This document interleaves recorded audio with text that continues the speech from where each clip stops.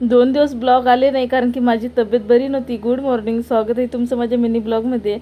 इथं आई भाजीची तयारी करत होती, शेंगा सोलायचं, आणि हा आईच्या मध्ये करत होता. तेवढ्यात आई उठली कारण की नळे आले आणि खूप ऊन होतं. कुल्फीवाला आला, पप्पाने कुल्फी घेतली. इथं मळयंत्र होतं ते बाजूला काढलं आणि हे साफ केलं कारण की इथं ढोरे बांधण्यासाठी जागा करायची.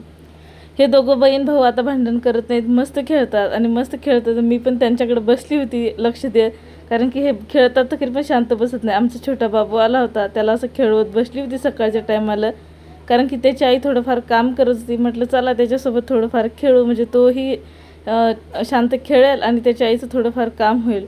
आणि इथं बघा, आम्ही फोन नाही दिला आईने, तर बघा ते दगड घेऊन फोन बनवणं चालू आहे आणि मला म्हणतो तुला बंदूक मारतो. मला असं डोकं खाजत होतं. आईला म्हटलं थोडंसं डोकं पाय, आई ते बघत होती. आणि इथं पप्पाचं आणि काकाचं चालू होतं ढोरांसाठी शेडसारखं बनवायचं, कारण की त्यांना आता पावसाळ्यामध्ये जागा नसते.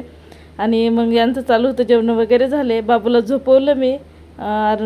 बाबूला झोपवल्यानंतर इथंच बसली कारण की मलाही बरं वाटत नव्हतं.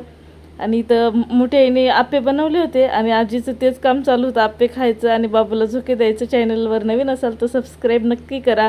बहिणाबाई आली म्हटल्यावर तिच्या हातचा असा आयता चहा पिण्यात खूप मजा वाटते आणि मला खूप आवडते तिच्या हातचा चहा. आणि मग चहा पिला. चला, आजच्यासाठी एवढंच होतं. भेटूया उद्याच्या ब्लॉगमध्ये.